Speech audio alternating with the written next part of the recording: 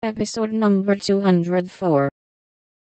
Mrs. March glanced at Joe as she spoke, but the face opposite seemed quite unconscious of any secret disquietude but Beth's, and after sewing thoughtfully for a minute, Joe said, "I think she's growing up, and so begins to dream dreams, and have hopes, and fears and fidgets, without knowing why, or being able to explain them. Why, Mother, Beth's 18, but we don't realize it, and treat her like a child, forgetting she's a woman." "So she's. Dear heart, how fast you do grow up," returned her mother with a sigh and a smile. "Can't be helped, Marmee, so you must resign yourself to all sorts of worries, and let your birds hop out of the nest, one by one. I promise never to hop very far, if that is any comfort to you." "It's a great comfort, Joe. I always feel strong when you're at home. Now Meg is gone. Beth is too feeble, and Amy too young to depend upon, but when the tug comes, you're always ready." "Why, you know I don't mind hard jobs much, and there must always be one scrub in a family. Amy is splendid in fine works, and I'm not, but I feel in my element when all the carpets are to be taken up, or half the family fall sick at once. Amy is distinguishing herself abroad, but if anything is amiss at home, I'm your man. I leave Beth to your hands, then, for she will open her tender little heart to her Joe sooner than to anyone else.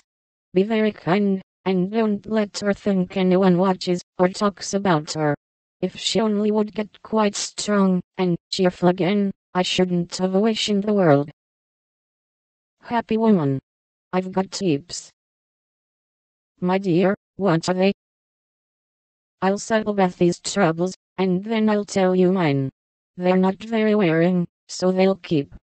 And Joe stitched away, with a wise nod, which set her mother's heart at rest about her for the present at least. While apparently absorbed in her own affairs, Joe watched Beth, and after many conflicting conjectures, finally settled upon one, which seemed to explain the change in her. A slight incident gave Joe the clue to the mystery, she thought, and lively fancy, loving heart did the rest.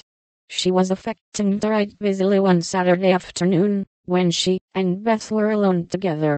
Yet as she scribbled, she kept her eye on her sister, who seemed unusually quiet. Sitting at the window, Beth's work often dropped into her lap, and she leaned her head upon her hand, in a dejected attitude, while her eyes rested on the dull, autumn landscape. Suddenly someone passed below, whistling like an operatic blackbird, and a voice called out, "All serene. Coming in tonight." Beth started, leaned forward, smiled and nodded, watched the passerby till his quick tramp died away, then said softly as if to herself, "How strong and well and happy that dear boy looks." Said Joe, still intent upon her sister's face, for the bright color faded as quickly as it came, the smile vanished, and presently a tear lay shining on the window ledge. Beth whisked it off, and in her half-averted face read a tender sorrow that made her own eyes fill. Fearing to betray herself, she slipped away, murmuring something about needing more paper.